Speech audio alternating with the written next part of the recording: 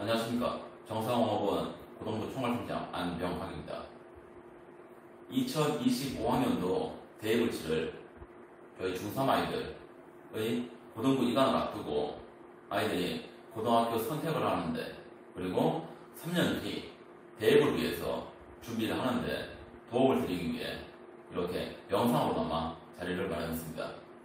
제가 작년에도 이렇게 영상으로 설명회를 진행했고, 그리고 올해도 이렇게 영상으로 학부모님들을 만나뵙게 되니 지금 불과 2년밖에 안 됐지만 현장에서 부모님들을 모시고 설명회를 했던 기억이 자꾸 납니다. 그리고 오늘도 학부모님들을 모시고 현장에서 설명회를 진행한다면 조금 더 즐거운, 그리고 조금 더 호흡 맞출 수 있는 그런 설명회가 될 수 있을 것 같은데, 이렇게 영상으로 만나뵙게 되면서 그것이 안 되는 부분이 많이 아쉽지만, 그래도 부모님들께 그리고 저희 중3 아이들에게 최대한 많은 정보를 드리고 많은 도움을 드리고자 노력을 하겠습니다. 지금 제가 혼자 이렇게 영상으로 작업을 하다 보니까 설명이, 그리고 영상 시간 분량이 다소 길어질 수 있는 게 걱정이 되긴 합니다만, 부모님들께서는 아이들이 지금 고등학교를 어디를 선택하느냐가 아이들의 대학이 어떻게 되느냐에 상당한 영향을 미치기 때문에 이 부분 고려하셔서 다소 시간이 길어지더라도 집중해서 경청해 주시기를 당부드리고, 지금부터 2022학년도 저희 정상공업원 고등부 설명회를 시작하겠습니다. 오늘 설명회에서 가장 먼저 말씀을 드릴 것은 고등학교에 입학하고 나서 우리 아이들이 어떤 성적 변화를 기대할 수 있느냐, 이 부분에 대해서 먼저 말씀을 드리겠습니다. 그리고 이것을 말씀드리는 이유는 절대로 미리 겁먹고 포기하고 주저앉고 이러시라고 말씀을 드리는 것이 아니라, 지금 우리 아이들에게는 9월부터 내년 2월까지 6개월이라는 시간이 남아있습니다. 이 6개월 동안에 얼마나 준비하느냐, 어떻게 준비하느냐가 아이들에게는 너무나 중요하기에, 정말 고등학교 3년은 결정 짓는 시간이기에 말씀드리고, 그리고 본인들께서도 꼭 인지하시고 아이들을 함께 이끌어 주십시다 당부드리기 위해서 설명을 드리겠습니다. 지금 앞에 표를 보시면 1학년 첫 시험과 3학년 마지막 시험 사이에 성적 변화를 보여드리고 있는데, 이 통계는 서울시 교육청에서 서울에 있는 모든 고등학교 학생들을 전수조사하여서 성적상에서 얼마나 변화가 있느냐를 파악한 것인데, 지금 보시다시피 한 개 등급이 올라간 아이들, 그러니까 5등급에서 4등급, 3등급에서 2등급, 2등급에서 1등급, 이런 식으로 한 개 등급이 올라간 아이들이 전체에서 12%입니다. 그리고 두 개 등급이 올라간 아이들, 6등급에서 4등급, 5등급에서 3등급, 또는 3등급에서 1등급, 이렇게 두 개 등급이 올라간 아이들은 전체에서 2%입니다. 그러면 1개 등급이든 2개 등급이든 성적이 올라간 아이들을 모두 다 합쳐도 14%라는 겁니다. 그러면 나머지 86%는 성적이 그대로이거나 오히려 떨어진 경우입니다. 이 통계치가 정말 무섭다는 것을 말씀드리고 싶습니다. 제가 지금 저희 학원에서만 7년째 일을 하고 있고, 그리고 고등부 강사로서 20년 가까이 일을 하고 있지만, 아이들이 고등학교 1학년에 와서 입학을 하고 첫 시험을 봤을 때 그 첫 시험이 마지막 시험에서 달라지는 경우는 정말 적습니다. 그런데 저는 이 적지만 있는 아이들 정말 존중을 하고요, 그리고 응원을 합니다.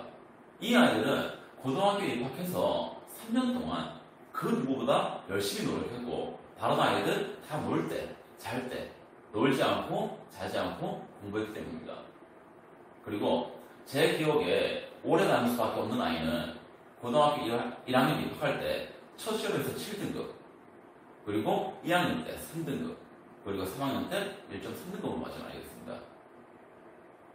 이 아이는 정말 성실하게 공부했고 정말 우식하게 공부했습니다. 그런데 지금 말씀드린 것처럼 이렇게 극적이다 싶을 정도로 성적이 향상되는 경우는 정말 극소수이고요.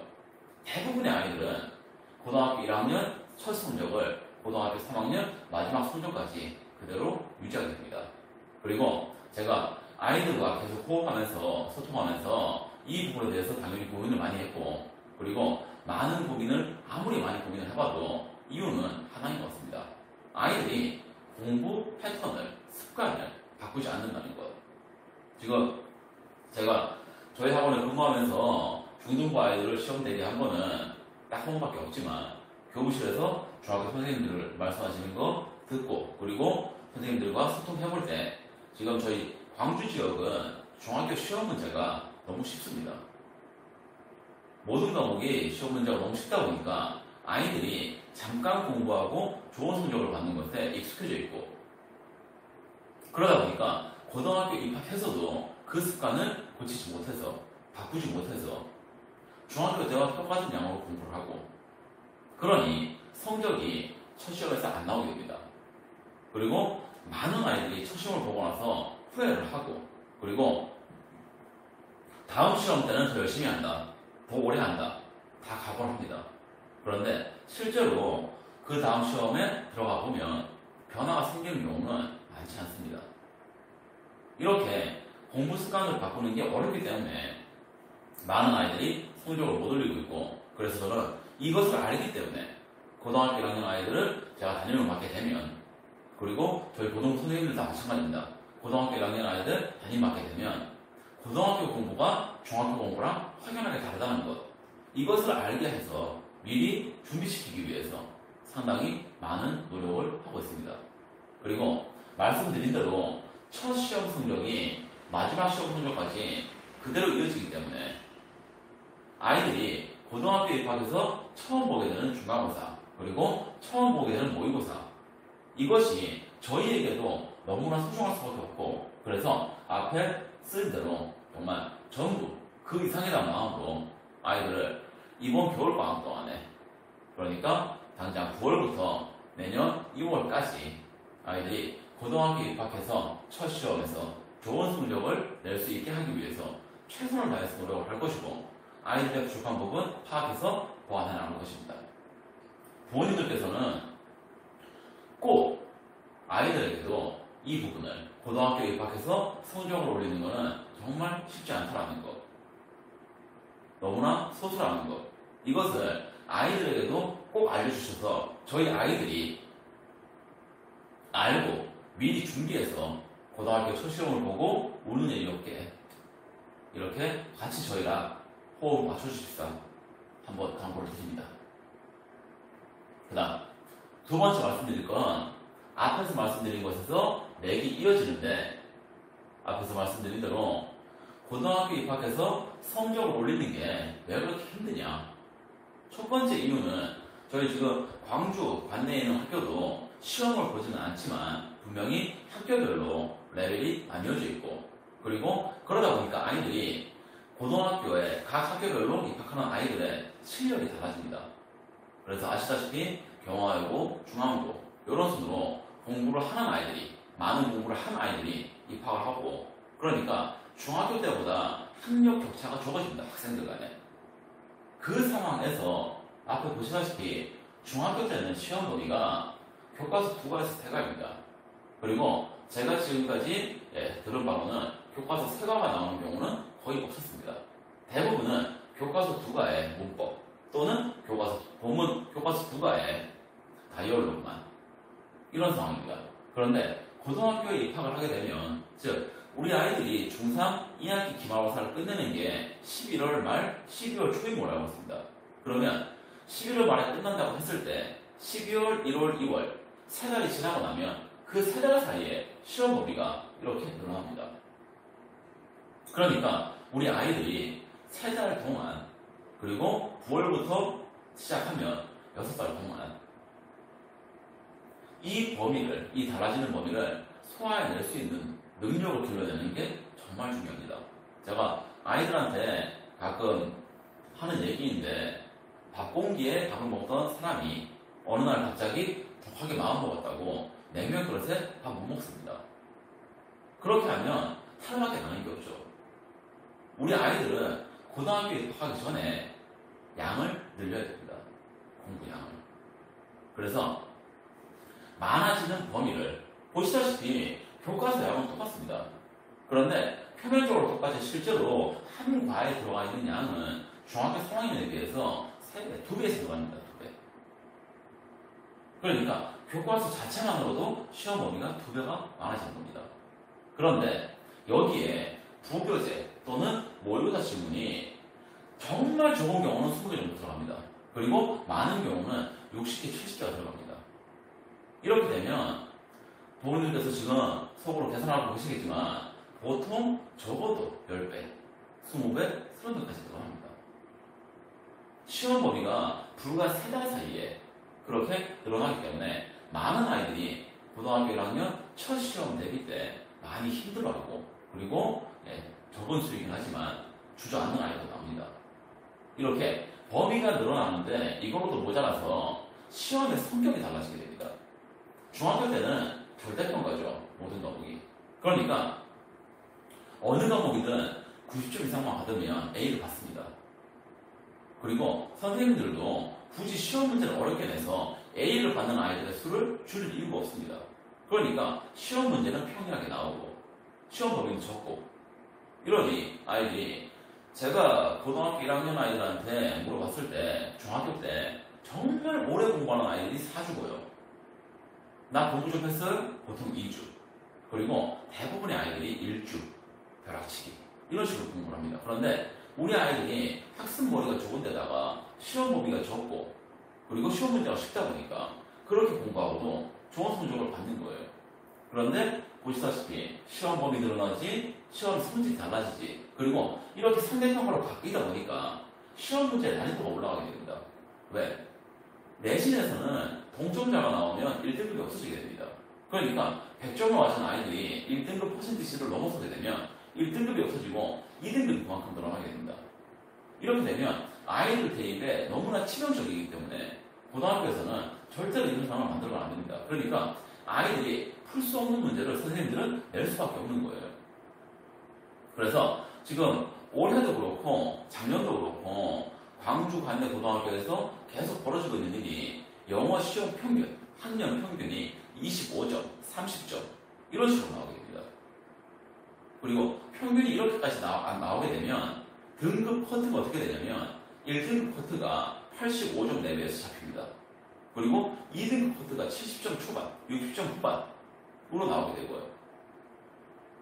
이렇게까지 난이도를 올리게 되다 보니까 아이들이 중학교 때 중학교 내신 공부에만 급했던 아이들, 그 아이들이 고등학교 첫 시험에서 성적이 정말 급락하게 됩니다.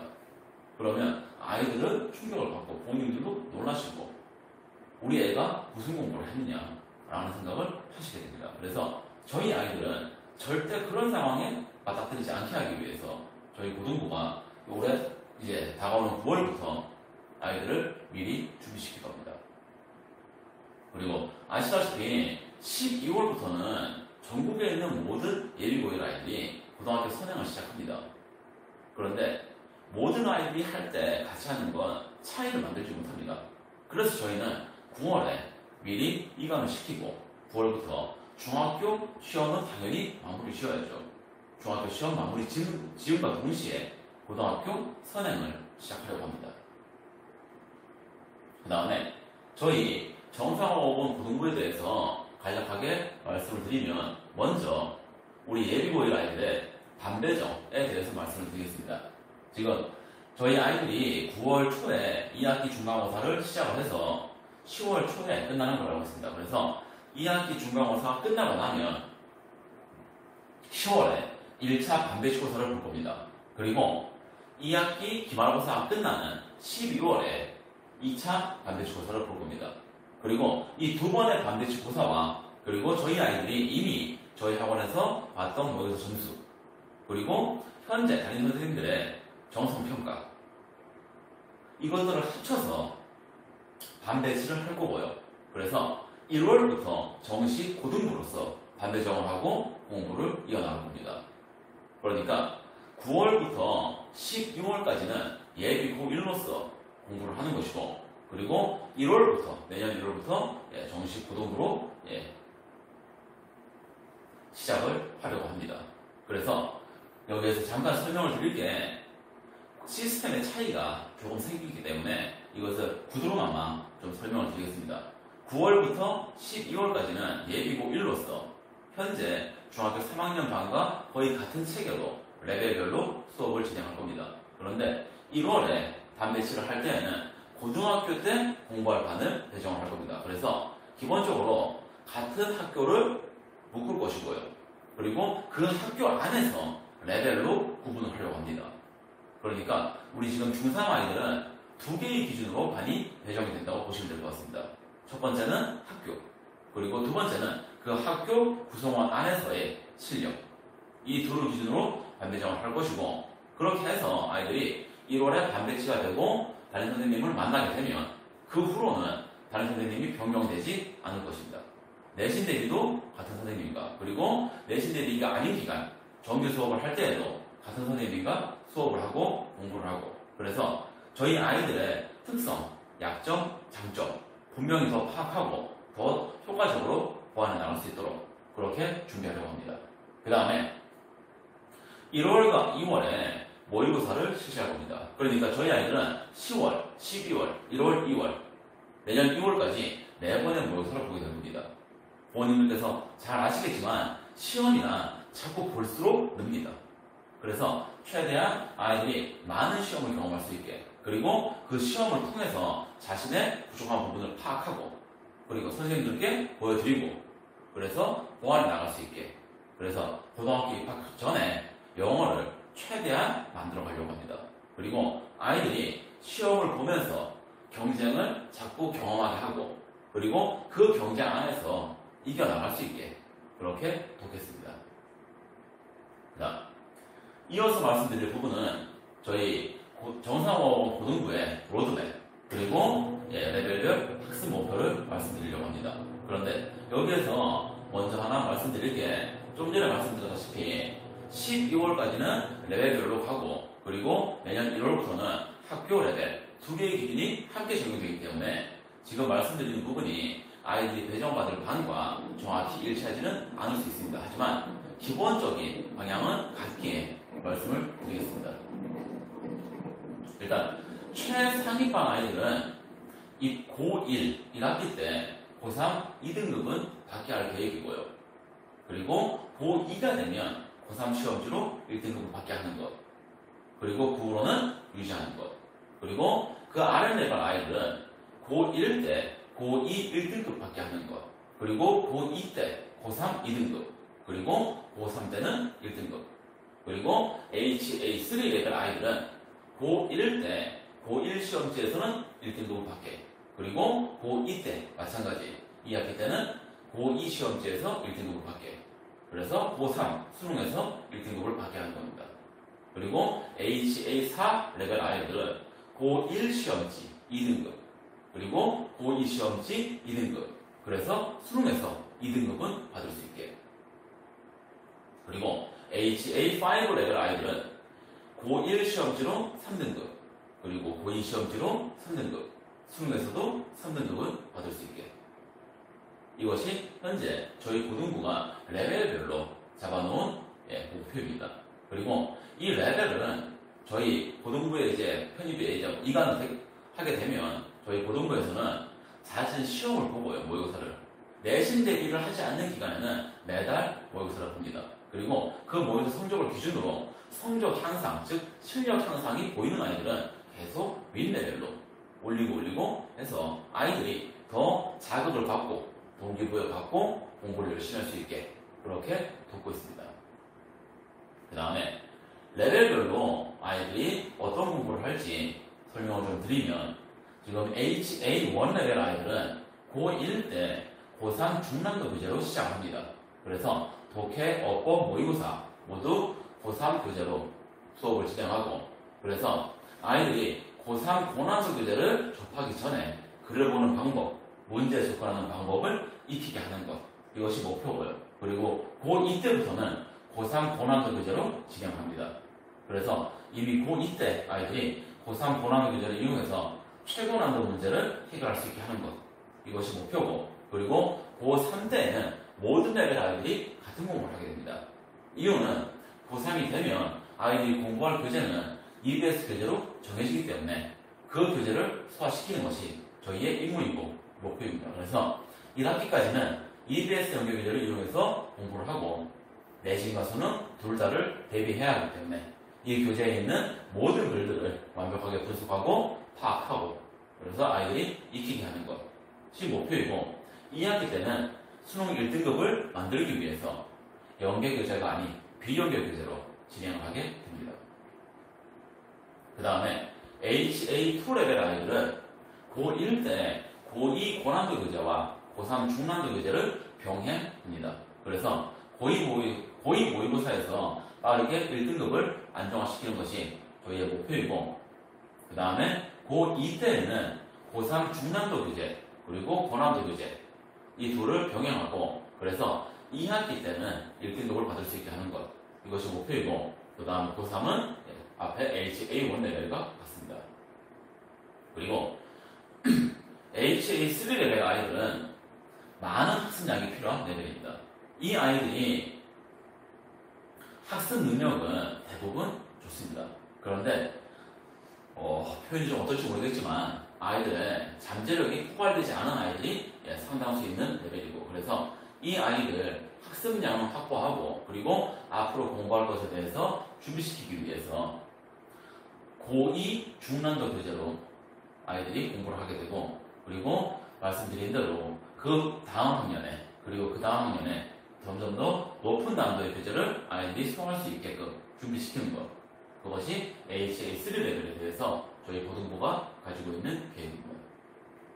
그 다음에 HA4 레벨 아이들은 고등학교 입학 전에 3등급에 진입을 시키고 그리고 1학년 말에는 고1 시험지로 2등급을 맞게 하는 것 이것이 저희의 목표입니다. 그래서 2학년으로 올라갈 때 난이도의 차이로 인해서 점수가 흔들리지 않게 하는 것 이것이 저희가 HA4 레벨 아이들에 대해서 가지고 있는 목표입니다. 그리고 고2 때는 고2 모의고사에서 3등급을 받고 시작을 해서 학년 말에는 2등급을 안정화시키는 것 이것이 목표이고 그리고 3학년 때 아이들이 앞에서 말씀드린 대로 수능 연계, EBS 연계 교재를 공부해야 하기 때문에 그 연계 교재를 소화할 수 있게끔 능력을 키워내는 것 그것이 저희의 계획입니다. 그리고 HA5 아이들은 고등학교 입학 전에 독해, 어법, 모의고사 모두에서 기본을 확실하게 다지는 것을 목표로 합니다. 지금 이 HA5 레벨 아이들은 거의 대부분이 학습 능력은 충분하나 중학교 때 고등학교 공부를 선행하지 않은 아이입니다. 그래서 고등학교 입학하기 전에 문장에 대해서 정확하게 분석, 파악하고 그리고 그것을 이용해서 정확하게 해석을 하게 하는 것 그리고 어법의 경우에는 개념을 분명하게 정리해주고 그래서 어법 문제에 접근할 수 있게 하는 것 그리고 모의고사에서 고1 모의고사에서 중난도까지의 문제를 해결할 수 있게 돕는 것 이것이 저희의 이번 겨울의 목표입니다. 그리고 이렇게 해야 아이들이 고등학교에 입학해서 첫 내신 시험 준비를 할 수 있는 상황입니다. 그래서 지금 HA5 레벨 아이들은 9월부터 12월 그리고 내년 2월 6달 동안 정말 많은 노력을 해줘야 되고 그리고 스스로의 부족한 부분을 저희 선생님들께 적극적으로 보여드리고 그리고 선생님들께서 제시하는 솔루션을 열심히 따라주기를 저는 지금 이 자리에서 부탁을 좀 드립니다. 그 다음에 저희 정상학원 고등부에 대해서 이제 추가적으로 좀 말씀을 드릴 부분은 첫 번째 죄송합니다. 대입에서 필수 조건이 영어 1등급을 목표로 한다. 아까 저 앞에서 말씀드린 레벨별 로드맵에서 보시면 HA5 아이들이 고3 때 3등급을 받게 하는 것이 목표라고 말씀드렸는데 고3이 됐을 때 HA5 레벨 남아있는 아이들은 별로 없습니다. 대부분의 아이들이 실력이 향상되기 때문에 그 윗레벨로 계속 올라가게 되는 상황입니다. 그래서 고3 아이들은 고1 아이들에 비해서 레벨이 개수가 줄어들게 됩니다. 그렇기 때문에 저희 지금 현재 고3 아이들도 대부분이 수능에서 영어 1등급을 목표로 공부하고 있고 그리고 분명히 가시권에 있는 상황입니다. 그리고 영어 1등급이 대입에서 필수 조건인 이유는 지금 분명히 저희 중3 아이들도 목표 대학이 어디냐라고 물어보면 시원하게 말은 안 할지라도 마음속으로는 그래도 서울에 있는 대학은 가야지 라는 생각을 할 겁니다. 그런데 서울에 있는 대학을 가는 정말 대부분의 아이들은 영어는 1등급을 받습니다.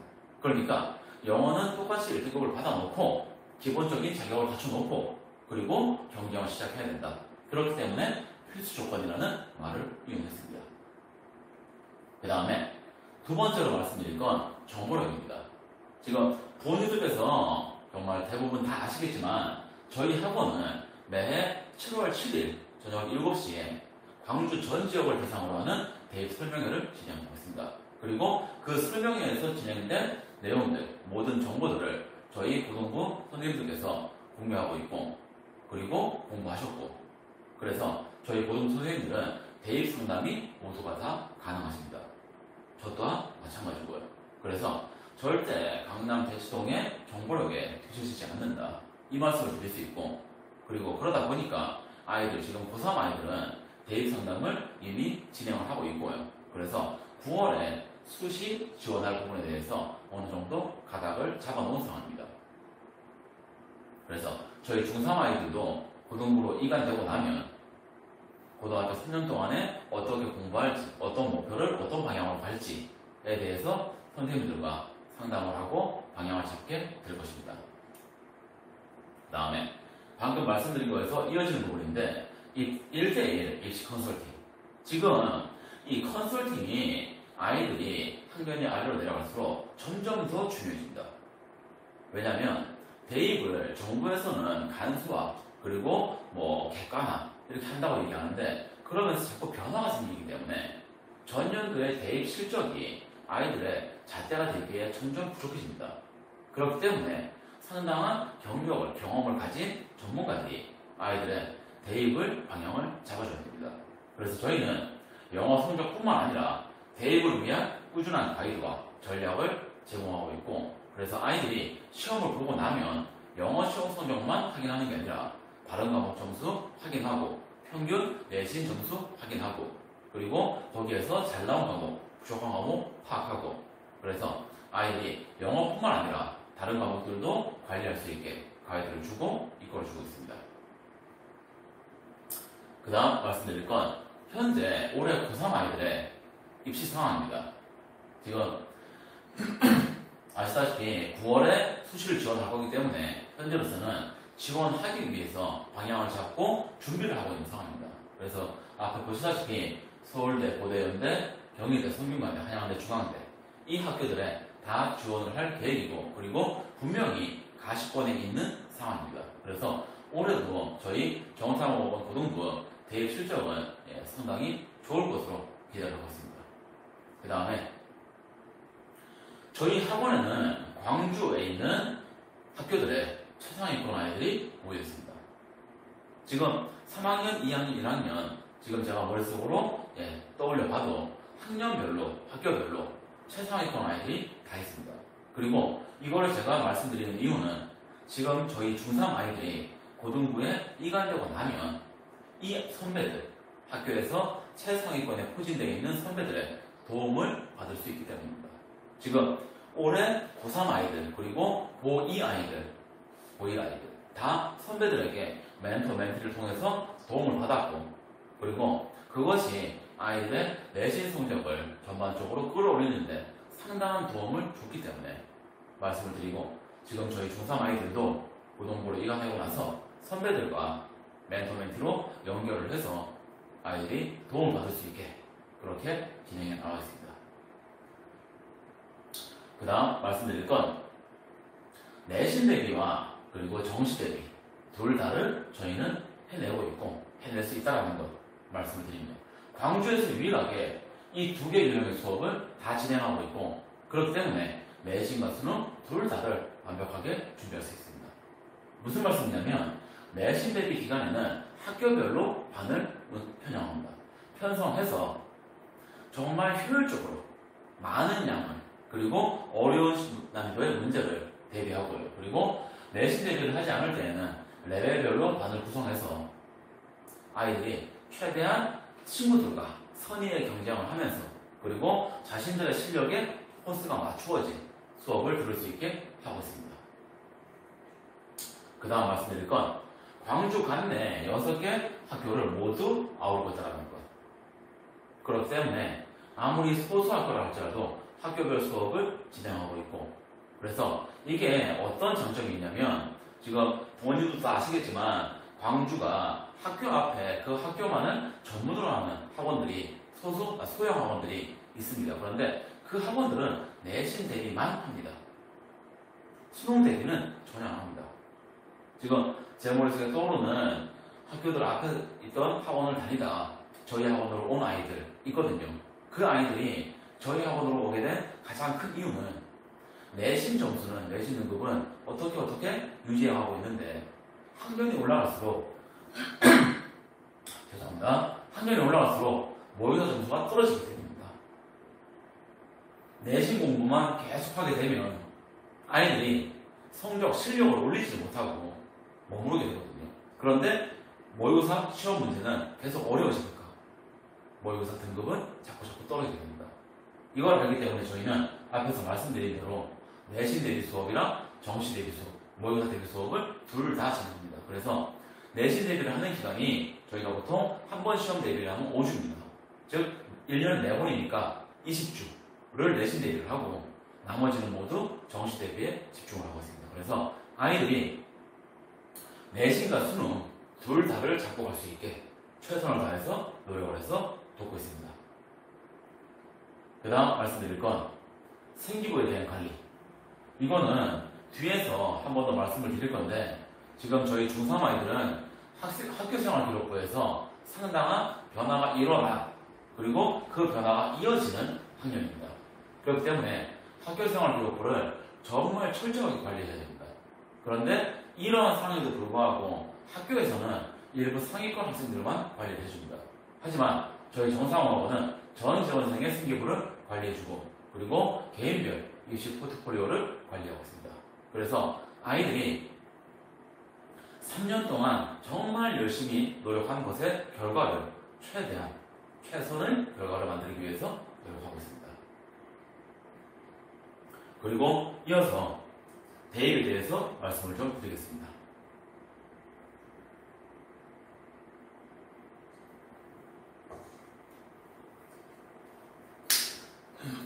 우리나라 대입의 가장 큰 특징은 잦은 변화죠.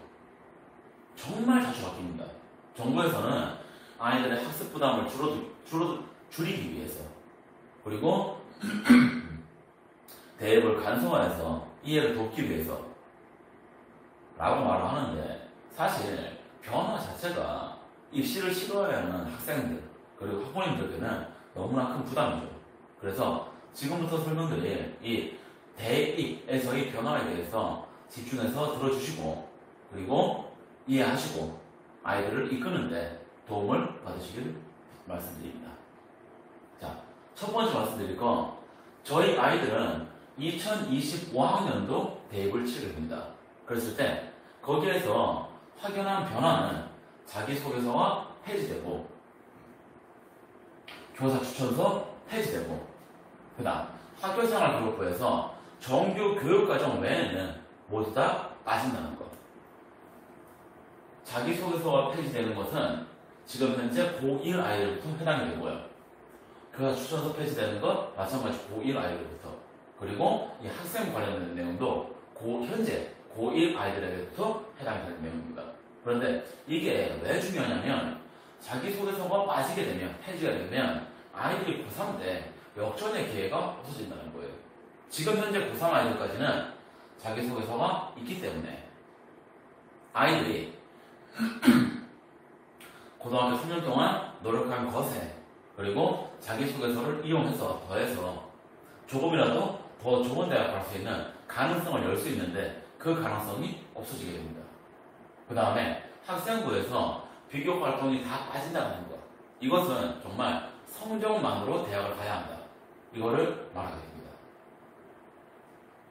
그 다음에 대입 전형 표준화라는 것이 있는데 이게 뭐냐면 좀 전에 말씀드린 대로 대입이 너무 자주 바뀌고 그리고 너무 복잡하기 때문에 알기 쉽게 간단하게 만들겠다, 표준화하겠다 라는 건데 대학별로 전형 수를 최대 6개로 제한하는 겁니다. 그래서 수시 4개, 정시 2개, 그래서 총 6개로 하는 거고 수시는 학생부 위주로 하는 것이 2개, 그리고 논술 실기, 그리고 정시는 수능 위주, 그리고 실기 이렇게 됩니다. 그랬을 때 지금 아무래도 실기는 제가 말씀드릴 수 없는 부분이기 때문에 이 실기 위주는 일단 제외하고 그 나머지 것을 설명을 드리면 학생부 교과 전형은 뒤에서 한번 더 말씀을 드릴 건데 아이들의 성적만으로 지원하는 전형입니다. 그래서 고등학교 1학년, 2학년 4번씩 8건, 그리고 3학년 때 1학기 2번 해서 총 8건의 성적만으로 전형을 진행하고요. 죄송합니다. 그 다음에 학생부 종합은 교과에다가 비교과, 즉 교과 담당 선생님께서 적어주시는 세부 특이사항, 그리고 담임 선생님께서 적어주시는 행동발달사항, 그리고 면접, 이것이 함께 이루어지는 전형입니다.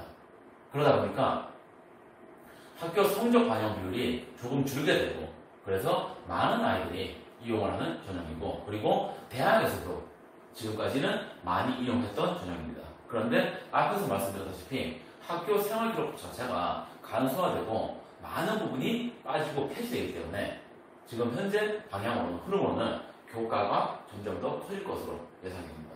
그 다음에 논술은 정부에서는 축소해서 폐지하는 것으로 방향을 잡았으나 대학에서 계속 유지해가고 있는 전형입니다. 이유는 내신만으로 볼 수 없는 아이들의 고난도 학습 능력을 보겠다는 거고요. 그 다음에 수능 위주는 크게 설명을 드리지 않아도 될 것 같습니다. 그리고 뒤에서 요거는 그 교과 종합 수능은 한 번 더 설명을 드리겠습니다. 자, 그 다음에 입시에서 전형별로 어떤 변화가 생기는지를 말씀을 좀 드리겠습니다. 지금 일단 먼저 말씀드릴 건 수시랑 정시 요 둘의 인원 변화인데 보시면 21학년도, 22학년도, 23학년도 이렇게 가면서 수시 기준이 77에서 76, 78 조금 줄었다가 다시 늘게 됩니다. 그리고 이 비중은 24학년도, 25학년도 가면서 결코 75 이하로 줄지는 않을 거고요. 제가 예상하는 건 그리고 대부분의 전문가들이 예상하는 건 80대 20입니다. 그 정도로 맞춰지지 않을까 예상합니다. 왜냐하면 정부에서는 지금 서울 소재 상위권 대학들의 정시 비중을 늘리려고 하는데 그 비중이 늘는데 한계가 있기 때문에 비율은 80대 20 정도가 될 거라고 생각하시면 될 것 같습니다. 그 다음에 수시에서 학생부 교과 그리고 학생부 종합의 비중 변화를 보시면 2022학년도 때 43%, 23%였던 것이 2023학년도에는 57%, 30% 이렇게 확연하게 증가가 됩니다. 이렇게 증가하는 이 증가폭은 여기에서 나옵니다. 그런데 여기에서 눈여겨보셔야 될 거는 증가폭이 교과가 확연히 크다는 겁니다. 아까 앞에서 말씀드린 것처럼 학생부가 간소화되고 그리고 성적, 세특, 그 다음에 행발 이것을 제외하면 남는 게 사실상 없기 때문에 대학에서 교과 비중을 키우게 되는 상황입니다. 그리고 이 상황은 저희 중3 아이들한테는 더 커질 겁니다. 그렇기 때문에 저희 아이들은 정말 성적을 정말 잘 만들어야 됩니다.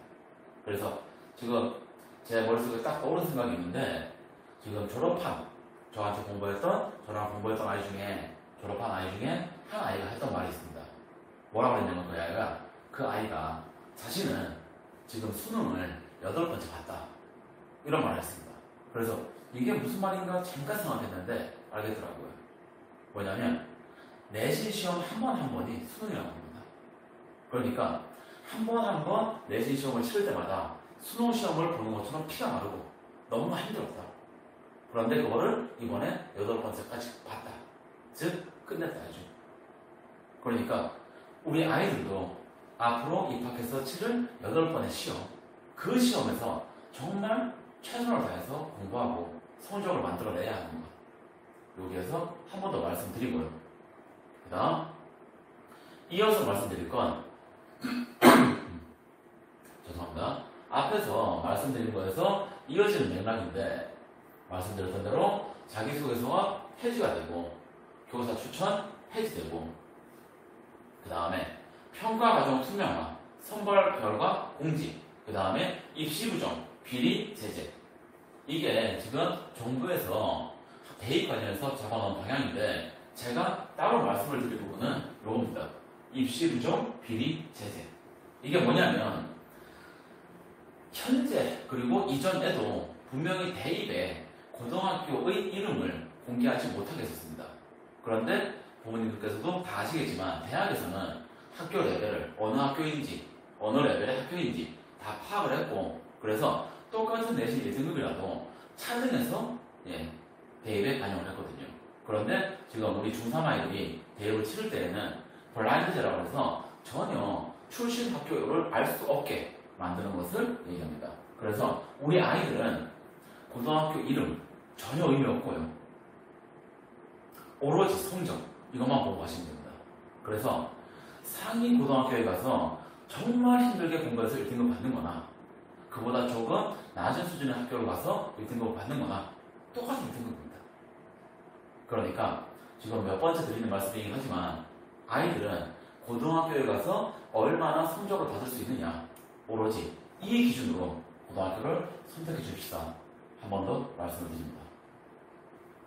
그리고 학교생활 기록부 변화에 대해서 조금 자세하게 말씀을 드리면 교과활동, 세부능력 특기사항 이게 각 교과 담당 선생님께서 기록을 해주시는 건데 지금 보시면 글자 수는 제한은 똑같습니다. 그런데 방과 후 활동, 방과 후 학교 활동 내용을 기재할 수 없는데 여기에 더해서 영재, 발명교육, 실적 기록할 수 없습니다. 반영을 안 합니다.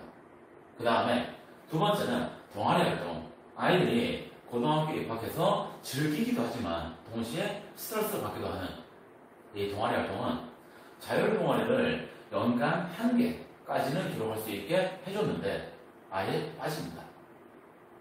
그리고 청소년 단체 활동, 소노문 다 빠집니다. 그 다음에 봉사활동 같은 경우도 특기사항 못 줬고요. 교내외 봉사활동 실적까지만 기재합니다. 하지만 보시다시피 우리 중3 아이들이 똑같이 지원을 받게 되는 2024학년도 대입을 보시면 특기사항 못 적는 건 똑같은데 개인 봉사활동 대개 반영하지 않습니다. 그래서 학교 교사가 지도한 실적만 대입 반영합니다. 그러니까 봉사 관련해서도 적을 수 있는 게 확연하게 줄어든 겁니다.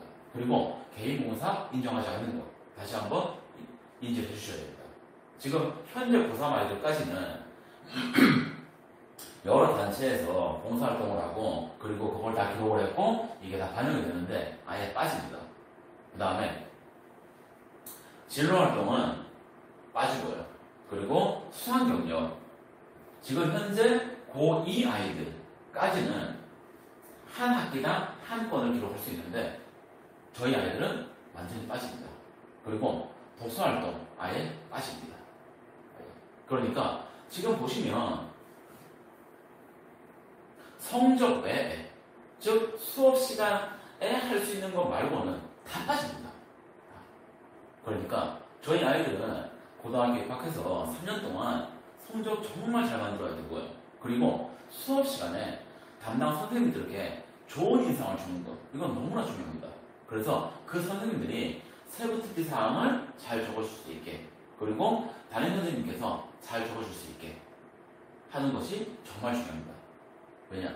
글자 수는 제한되어 있고 적을 수 있는 내용도 제한되어 있기 때문에 그 안에서 정말 알차게 아이들이 가고자 하는 방향에 맞게 적어주는 게 중요하고 그래서 이러한 상황이기 때문에 저희가 아이들과 상담을 하면서 가이드를 잡아주는 것이 정말 중요합니다. 그리고 이어서 말씀드릴 건 수능에 대해서 말씀을 드리면 지금 일단 수능에서 가장 큰 변화는 올해 고3 아이들부터 해당이 되는 건데 국어가 공통선택, 수학이 공통선택, 선택 과목이 생겨나는 겁니다. 이 부분이 수능에서는 가장 큰 변화고, 그리고 이제 그 외적인 것들을 좀 말씀을 드려보면 수능 최저학력 기준은 절대 주지 않을 겁니다. 대학에서. 왜냐하면 내신으로 아이들의 성실도를 판단하고 그리고 수능으로 학습 능력을 판단하겠다. 그래서 둘 다를 가진 아이들을 선발하겠다. 이게 대학의 의도이기 때문에 절대 수능 최저학력은 줄지 않을 겁니다. 그리고 두 번째로 눈여겨보셔야 되는 게 EBS 교재의 수능 연계율이 지금 현재 고3 아이들이 50%고요. 그리고 올해 졸업한 아이들이 70%였습니다. 그런데 70에서 50으로 주는 게 중요한 게 아니라 간접 연계라는 게 중요합니다. 무슨 말씀이냐면 바로 미성년 아이들까지는 EBS 교재에 있는 똑같은 글, 똑같은 문제가 수능에 출제됐는데 지금 올해 고3 아이들부터는 그게 없어집니다. 그렇기 때문에 아이들은 모든 과목에서 정말 실력을 만드는 것, 그것이 너무나 중요해집니다. 그러니까 영어도 고3 때 연계교재 바짝 공부해서 수능 성적을 만드는 것, 그거 불가능해진 겁니다. 그러니까 우리 아이들이 고등부로 입학되는 9월부터 꾸준하게 준비해서 수능에서 어떤 문제가 나와도 1등급을 받을 수 있게 준비하는 것, 이것이 정말 중요하고요. 그 다음에 또 말씀을 드릴 거는 적성고사는 이미 폐지됐기 때문에 이거는 논외로 해도 되고요. 그 다음에 아까 말씀드렸듯이 논술 전형은 폐지를 유도하고 있지만 전혀 줄지 않는 상황입니다. 그리고 논술을 폐지하면 구술고사를 늘립니다. 지금 현재 딱 그 상황입니다. 그리고 구술, 논술 보시다시피 말로 하느냐 글로 쓰느냐인데 이 구술의 형태를 조금 바꿔서 논술고사의 형태를 지금 만들어가고 있는 상황입니다. 그래서 논술은 줄지는 않을 겁니다. 그런데 전체에서 차지하는 비중이 너무나 적습니다. 첫째는. 그 다음 두 번째는 문과는 논술로 대학을 붙는다 못 붙는다를 전혀 예상할 수 없습니다. 그러니까 확실성이 너무나 적은 전형. 그리고 이과의 경우에는 논술 수학과 수능 수학이 성격의 차이가 있는 것, 이것들이 논술 준비를 하는 것을 어렵게 만드는 상황입니다. 그래서 저는 고3 아이들한테 학기 초에 상담을 하고 가이드를 줄 때 논술은 제일 뒤로 빼놔라. 정말 제일 마지막에 가서 쓸 수밖에 없을 때 쓰는 전형. 그리고 그 전에 반드시 내신과 수능, 확실성이 큰 것을 준비하라. 이렇게 저는 아이들에게 가이드를 주고 있습니다. 그리고 이어서 말씀드릴 건 앞에서 말씀드렸던 수능 최저 학력 기준에 대해서 좀 간략하게라도 설명을 좀 드리도록 하겠습니다. 지금 화면 보시면 아시겠지만 앞에 있는 대학들 아이들이 모두 다 가고 싶어하는 상위권 대학들입니다. 그런데 이 상위권 대학 중에 연세대, 그리고 한양대, 이화여대, 그리고 동국대 4개를 빼면 모든 학교들이 다 수능 최저 학력을 요구하고 있습니다. 이유는 앞에서 말씀드린 대로 내신으로 성실도, 그리고 수능으로 아이들의 학습 능력을 판단하겠다. 그래서 둘 다 가진 아이들을 뽑겠다. 그것이 이유입니다. 그리고 여기에서 말씀을 드리고 싶은 건 서울대, 누가 봐도 우리나라 최고의 대학이죠. 그런데 그 서울대가 세계 등급 2, 그리고 탐구 2개 합. 그러니까 모든 과목을 2등급까지만 받으면 된다 라는 얘기거든요. 이거를 얼핏 생각하시면 별거 아니네 라고 생각하시겠지만 일단 전형이 지역균형 선발인 것. 지역균형 선발은 아이들의 성적만을 보는 게 아니라 서울대가 각 지역별로 말 그대로 인원을 할당한 거죠. 그러다 보니까 지방 아이들이 많이 이용할 수밖에 없는 거고요. 그러니까 지방 아이들 중에 내신 성적은 좋은 아이들, 그리고 그 아이들 중에서도 수능도 최소한 이만큼은 나와야 합격시키겠다라는 얘기입니다. 그리고 실제로 수능을 봤을 때 4개 등급, 4개 과목을 다 2등급 이상을 받느냐, 이건 정말 결코 쉽지 않습니다. 그런 상황이고, 그 다음에 고대도 3개 등급 합, 그러면 부경수 해서 어떻게 받으면 되나? 1, 2, 그러면 3개 등급 합 5네요. 이러면 크게 어려울 거 아니네 라고 생각을 하시겠지만 실제로는 이 조건을 충족시키는 아이들은 결코 많지가 않습니다. 지금 이 수능 최저 합격 기준에서 제가 꼭 좀 말씀을 드리고 싶은 건 뭐냐면 아이들이 고등학교 3년 동안 1학년 때 4번, 2학년 때 4번, 그리고 3학년 때 2번, 8번의 내신 시험을 정말 열심히 공부해서 시험을 보는데 거기에서 그 과정에서 만들어낸 성적 그것만으로는 아이들이 원하는 대학을 갈 가능성은 많지 않습니다. 아이들이 원하는 대학을 갈 수 있는 그 가능성을 키우는 분명한 방법이거든요. 수능 최저 합격. 그래서 아이들은 내신 공부를 함과 동시에 수능을 볼 수 있는 준비를 하는 것. 이거는 정말 필수입니다. 고3 아이들한테 제가 계속하는 말, 손에 쥐고 갈 수 있는 것의 개수를 최대한 늘려라. 그렇게 얘기를 하거든요. 그러니까 수시, 정시 다 해야 되고, 그다음 수시에서도 내신 성적으로만 가는 것에 내신 성적과 수능을 더해서 가는 것. 이것까지도 손에 꼭 쥐고 가야만 아이들이 대입에서 좋은 결과를 만들어낼 가능성이 커진다는 것. 이것을 다시 한번 강조드려서 말씀드립니다. 그리고 지금 보시는 페이지는 이제 자연계열 아이들의 수능 최저 합격 기준입니다. 보시다시피 인문계열과 거의 비슷합니다. 등급의 합 요구 조건은. 그리고 이것이 정말 그렇고 쉽지 않다는 것. 실제로 이 전형의 경우에는 내신 때문에 떨어지는 아이들은 많지 않습니다. 다 수능 최저 합격 기준을 충족시키지 못해서 떨어지는 경우가 많고, 그리고 이 전형이 정말 힘든 게 보시다시피 3개 영역을 합쳐서 6이거든요. 그런데 합치면 7이 나와요. 너무 힘들죠. 3개 영역 합쳐서 8이면 충분히 할만하다 라고 생각하시겠지만 실제로 합치면 9가 나오는 경우가 진짜 많습니다. 그래서 이 조건을 충족시키지 못해서 떨어지는 아이들이 정말 너무나 많거든요.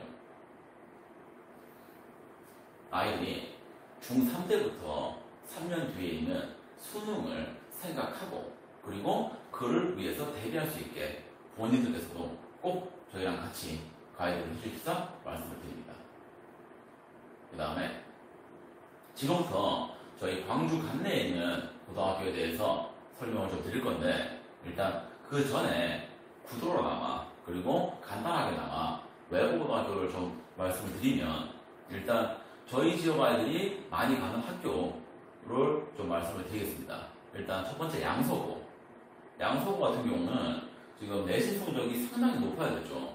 제가 지금 기억하기로 196.5, 196.8 정도 돼야 입학이 가능한 학교이고, 그리고 입학해서 공부를 하는 양이 상당히 많은 학교입니다. 지금 영어 시험 범위만 가지고 말씀을 드려도 광주 관내에 있는 학교들보다 확연히 많습니다. 제가 졸업을 시켰던 아이들에게 들었던 걸 기억을 해보면 한 번 시험 볼 때 지문수가 100개에서 120개입니다. 그러면 아까 제가 앞에서 설명드렸던 저희 광주 관내 학교 시험 범위에 비해서 2배 이상, 3배 이상 되는 상황입니다. 그리고 양서구의 특징은 대입 실적을 대부분이 재수생이 만든다는 겁니다. 왜냐하면 말씀드린 대로 중학교 때 내신 성적이 상당히 좋았던 아이들이 입학을 하기 때문에 내신 경쟁이 상당히 치열합니다. 그래서 결과적으로 고등학교 내신을 가지고 자신이 원하는 대학을 가는 아이들은 소수입니다. 부모님들께서도 잠깐 생각해 보시면 충분히 이해하시고 납득하실 수 있을 것 같은데, 중학교 때 양서구를 갈 만큼 공부를 한 학생, 그런데 그 학생이 고등학교에 가서 2등급, 3등급을 받았을 때 과연 그 내신으로 갈 수 있는 대학을 갈 것이냐? 전혀 절대 안 갑니다. 그래서 이 아이들이 다 재수를 하게 되고, 그리고 재수 결과가 사실 그 학교의 대입 실적이라고 보시면 됩니다. 그리고 두 번째 지금 제가 딱 떠오르는 학교가 양일고, 와부고인데, 이 학교들은 입학 성적은 양서구에 비해서 10점 정도 낮은 걸로 알고 있습니다. 그런데 대입 실적은 양서구에 비해서 확연하게 밀리지 않습니다. 이유가 뭐냐면 이 두 학교는 아이들을 입학시키고 나서 상당량의 공부를 시킵니다. 정말 많이 시킵니다. 정말 많이.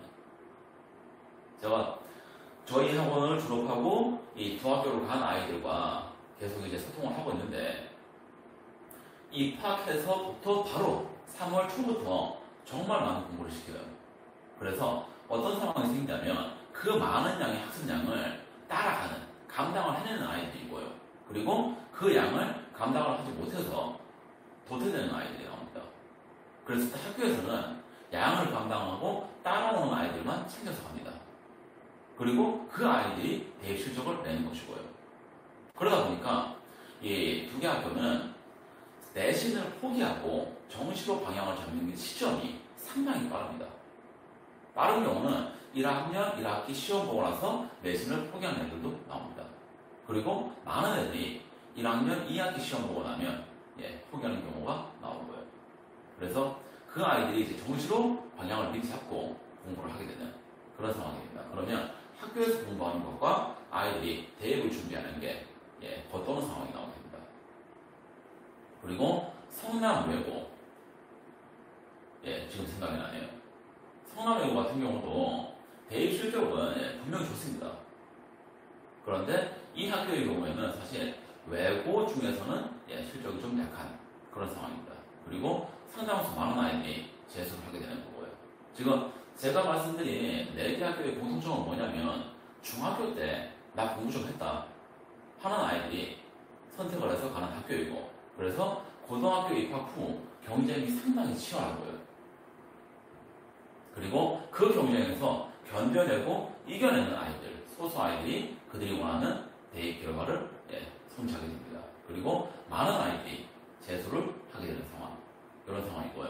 그리고 지금 이제 관내고등학교 설명을 드릴 건데, 좀 전에 말씀드렸던 관외 학교에 대해서도 마찬가지고, 지금 관내고등학교에 대해서도 마찬가지고, 제가 특정 학교에 대해서 부정적으로 또는 긍정적으로, 호의적으로 이렇게 말씀을 드린 이유는 전혀 없습니다.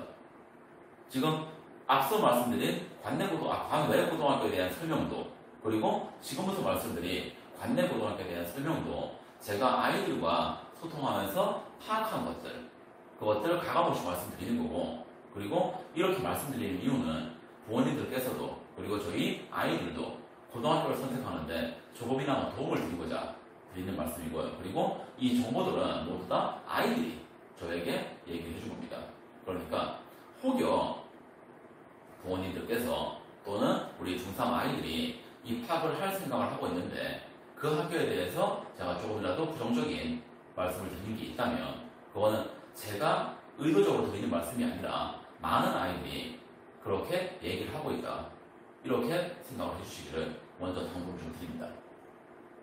자, 제일 먼저 죄송합니다. 제가 순서를 조금 헷갈렸습니다. 일단 학교별 대입 실적을 좀 말씀을 드릴 건데, 지금 보시다시피 2019학년도 결과입니다. 이게 제가 작년 그리고 재작년 대입 결과를 좀 알아보려고 많은 루트를 좀 타고 확인을 해봤는데 아직 공개된 정보가 없어가지고 죄송합니다만 19학년도 대입 결과를 말씀을 드리고, 그리고 여기에서 제가 특정해서 말씀을 드리고 싶은 건 중앙고의 진학률입니다.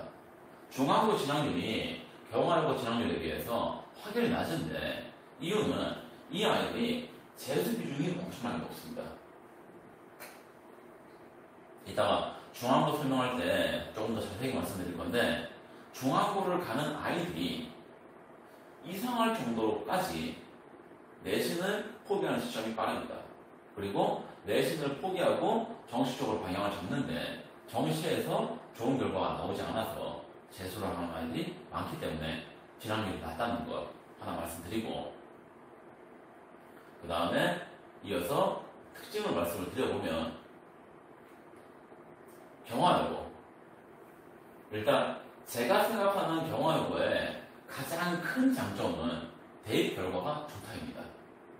지금 사실 제가 저희 학원에 왔을 때 초반에만 해도 경화여고냐 중앙고냐 차이가 거의 없었습니다. 그런데 한 해 가면서 경화여고의 대입 실적이 중앙고를 분명히 앞서고 있습니다. 지금 올해 대학에 입학한 아이들만 잠깐 제가 생각을 해봐도 확연하게 벌어집니다. 확연하게.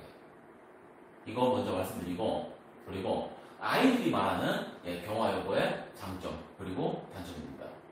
일단 학습 분위기 분명히 좋다고 말을 합니다. 그리고 이 학습 분위기는 어느 정도까지냐면 특히 고1 아이들 입학해서 3월 중순 넘어가면 학습에 대한 경쟁이 붙습니다. 그리고 그 경쟁의 정도가 상당히 심해지게 됩니다. 그래서 학교에서 아이들을 자제시키는 방송을 할 정도로까지 경쟁이 올라가게 되고, 그리고 이 과정에서 일부 아이들이 스스로의 학습 패턴을, 페이스를 놓치게 되는 경우도 나옵니다. 그래서 정말 내신 대비 공부를 열심히 해야 되는 3월에 학습 페이스가 확 떨어지는 그런 경우도 나옵니다. 그리고 여고이다 보니까 여중 출신 아이들이 친구를 사귀기에 편한 부분은 분명히 있고요. 그리고 학생부는 분명히 광주 관내 학교들 중에 가장 잘 써줍니다. 양적으로 나거나 질적으로 나거나 분명히 가장 잘 써줍니다. 그런데 문제는 앞에서 설명드렸다시피 학생부가 간소화된다는 겁니다. 그래서 경화여고는 아무래도 기존에 가지고 있던 큰 장점 하나를 잃을 수밖에 없는 상황이 되는 거고, 그리고 제가 이제 아이들을 통해서 파악한 바로는 경화여고가 지금 내신보다는 수능 쪽으로 방향을 잡는 것으로 알고 있습니다.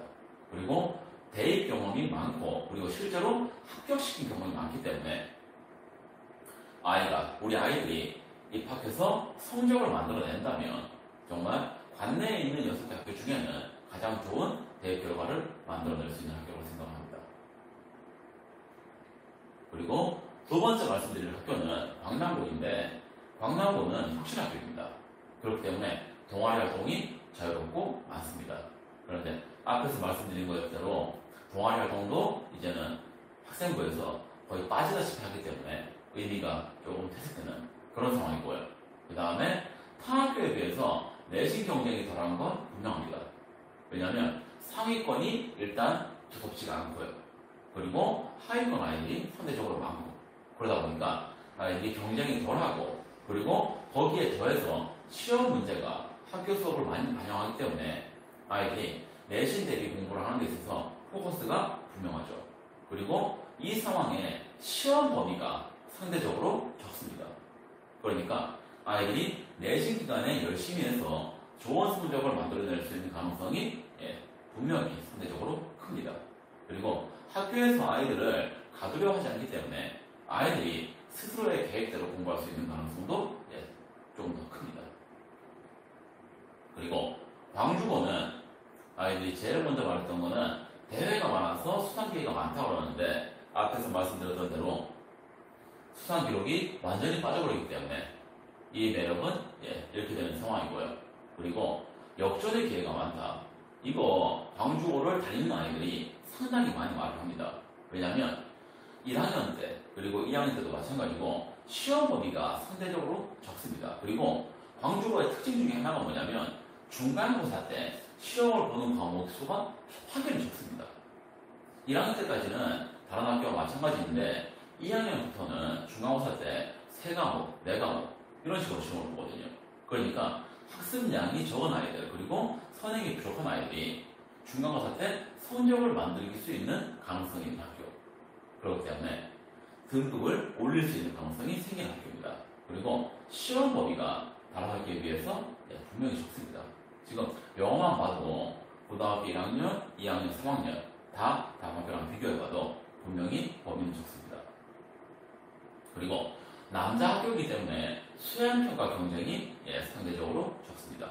이거 앞에서 말씀드린 경화여고랑 비교해서 생각하시면 아이들한테 상당히 의미가 있는 겁니다. 왜냐하면 아이들이 보통 지금 이제 2학기를 가지고 생각해보면 9월 말, 10월 초, 지금 올해는 다 이제 10월 초에 중간고사 일정이 잡혀있는데 10월 초에 중간고사를 보게 되면 보통 9월 중순, 빠르면 9월 초부터 아이들이 수행평가를 하게 되는 상황이 되거든요. 그러면 애들은 수행평가를 하는 동시에 시험 공부를 해야 되는 그런 상황이에요.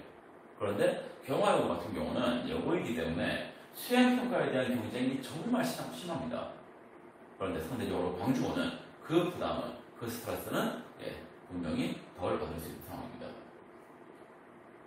그리고 중앙고 생기부를 잘 적어주는데 편차가 좀 큽니다.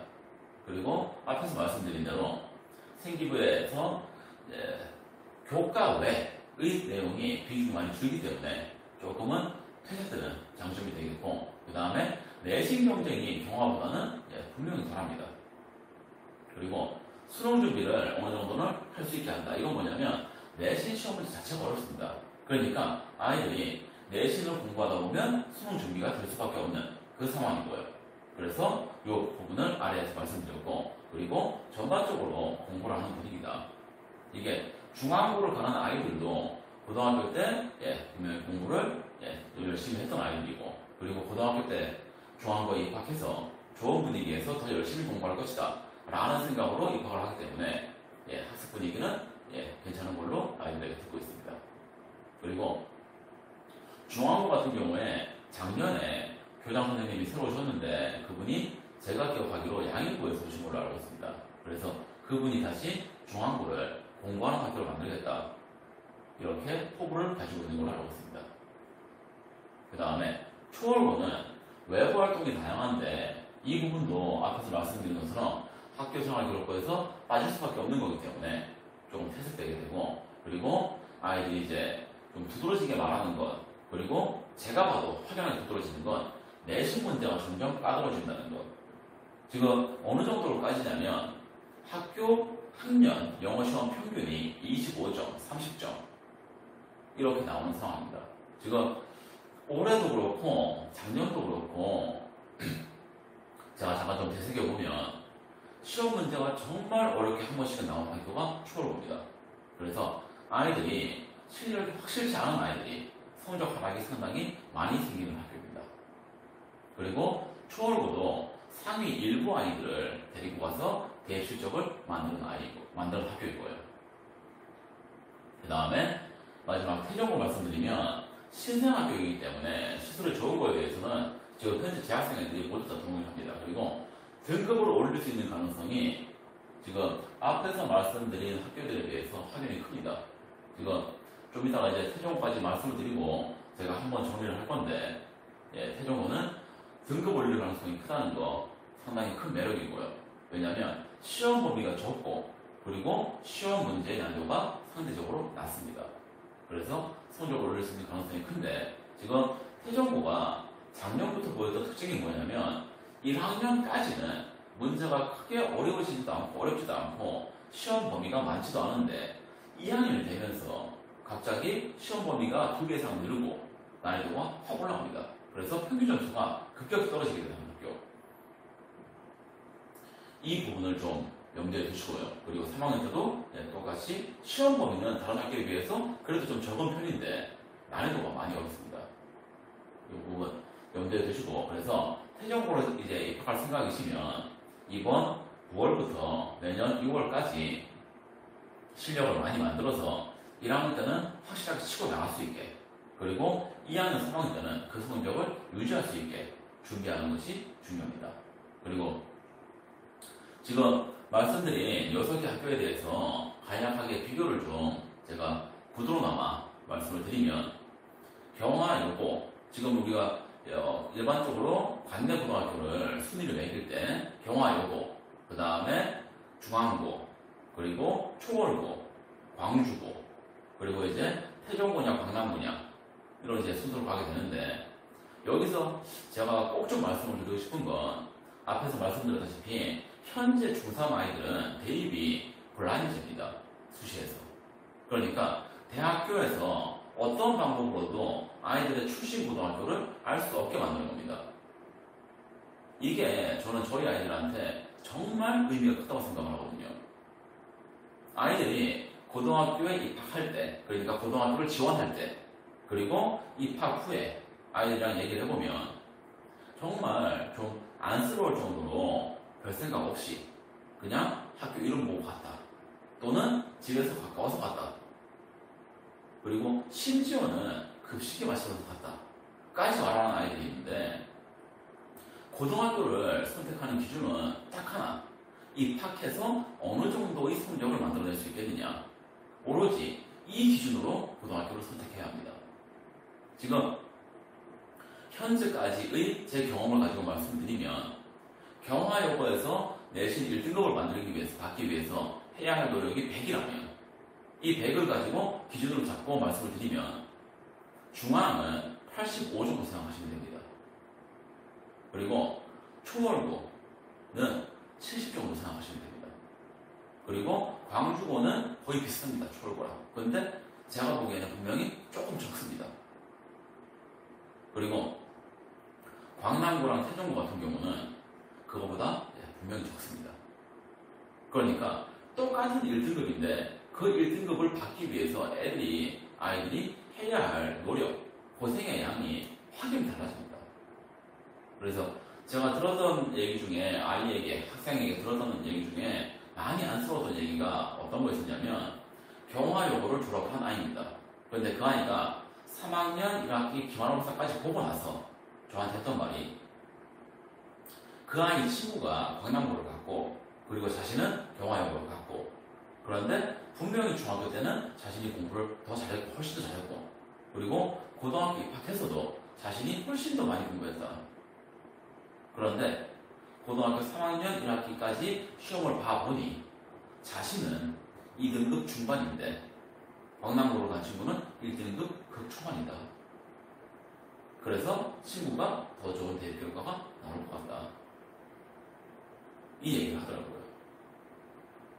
이 말씀이 자칫 잘못하면은 아까 앞에서 말씀드린 것처럼 특정 학교를 부정적으로 말씀드리는 그런 상황이 될 수도 있겠지만 부모님들께서는 아이들이 어느 고등학교, 어떤 이름을 가진 고등학교에 가느냐 이거를 절대 생각하지 마시고 아이가 고등학교에 입학해서 어떤 성적을 만들어낼 수 있느냐 이것을 기준으로 고등학교를 택해 주십시다. 정말 말씀을 드립니다. 지금 제가 머릿속에 떠오르는 아이가 태정고를 다니는 아이가 있거든요. 그리고 3학년이고요. 그런데 이 아이 집이 쌍용동에서 더 가야 되는 그러니까 학교까지의 거리를 생각하면 전혀 매치가 안 되는 거죠. 그런데 이 아이가 이렇게 거리가 먼데도 불구하고 태정고를 선택한 이유는 딱 하나입니다. 고등학교에 입학해서 그리고 3년 동안 받을 수 있는 등급. 집에서 가까운 학교는 초월고도 있고 중앙고도 있고 있지만 자신이 더 좋은 성적을 받을 수 있는 학교를 택했고 그리고 이 아이는 그 전략을 성공했습니다. 그러니까 부모님들께서 우리 아이가 어떤 성향을 가지고 있는지 그리고 고등학교 공부가 얼마나 선행이 됐는지 이 부분을 고려하셔서 입학 후 8번의 시험에서 얼마큼의 성적을 받아낼 수 있을지 이 부분을 꼭 제1 기준으로 잡고 구분해 주십시다 말씀을 드리고 그리고 오늘 이렇게 설명회를 들으심에도 불구하고 고등학교에 대해서 계속 고민되시는 경우에 담임선생님을 통해서 요청을 하시면 제가 최대한 빠르게 그리고 최대한 상세히 상담을 해드리겠습니다. 언제든지 연락을 주십시오. 자, 이제 설명회를 정리를 해보려고 합니다. 방금 말씀드린 대로 고등학교 3년간 성취할 수 있는 성적을 기준으로 학교를 선택을 하시길 다시 한번 당부를 드리고 그리고 어느 학교를 선택하셔도 정상화원 고등부는 우리 중3 아이들과 함께 할 것입니다. 그리고 아이들에게 최선의 결과를 돌려주기 위해서 그리고 저희의 자존을 만들기 위해서 최선을 다하겠습니다. 그리고 제가 고등학생 아이들을 이 시기에 그러니까 고등학생 아이들이 아니라 중3 아이들을 이 시기에 새로운 제 단일반 아이들로 받을 때 제가 가장 중요하게 생각하고 그리고 가장 중요하게 생각하기에 오늘 설명회에서도 제일 먼저 말씀드린 부분입니다. 아이들의 시작점을 어떻게 만들어주느냐가 정말로 이 아이들이 앞으로 어떻게 갈 수 있느냐를 확연하게 너무나 분명하게 결정합니다. 그래서 급이 다른 결과를 위한 시작점이 될 수 있기 위해서 저도 저희 정상학원 고등부 모든 선생님들도 9월부터 12월, 2월까지 정말 최선을 다해서 노력을 하겠습니다. 그래서 아이들이 3년 후에 다른 사람들과는 다른 아이들과는 다른 도착점에 도달할 수 있게